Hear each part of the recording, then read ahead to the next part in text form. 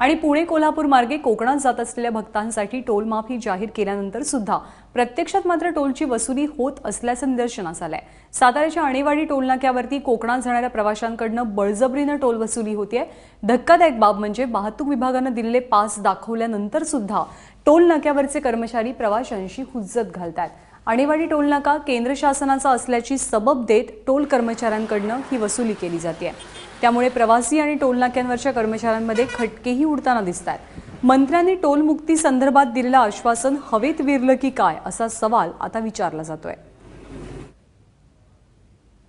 Toll नाक्यावरती जेव्हा आम्ही शासनाने दिलेली जी रिसिप्ट आहे, जी आम्हाला कन्सेशन रिसिप्ट मिळते शासनाने, ती दाखवली। बाकी टोल नाक्यावरती आम्हाला ती माफ केली गेली, पण या टोल नाक्यावरती ती माफ केली गेली नाही। आम्ही कारण विचारलं असता आम्हाला सांगितलं की पहिला टोल तुम्ही भरा आणि तुम्हाला जर काही व्हॅलिड रिझन असेल तर तुम्हाला आम्ही रिटर्न करू, पण आम्हाला तो रिटर्न केला गेलेला नाही आहे। मी जरा समजूतीने त्यांना सांगायला गेलो, त्याच्यावरनं माझ्याची उज्जत घातली गेली, हे कितपत योग्य आणि धक्काबुक्की केली गेली। त्याच्यावरती जाऊन मला सांगितलं गेलं की तू कोण आहेस आणि तू कोणी मोठा असेल तर माझ्याकडे तुझ्यापेक्षा मोठी माणसं आहेत। गणेशोत्सवासाठी कोकणामध्ये जाणाऱ्या गणेश भक्तांकरिता महाराष्ट्र शासनाने जे काही टोल माफी संदर्भात आदेश केला आहे, या संदर्भात आमच्या कर्मचाऱ्यांपर्यंत आतापर्यंत कुठल्याही प्रकारचा असा आदेश प्राप्त झालेला नाही।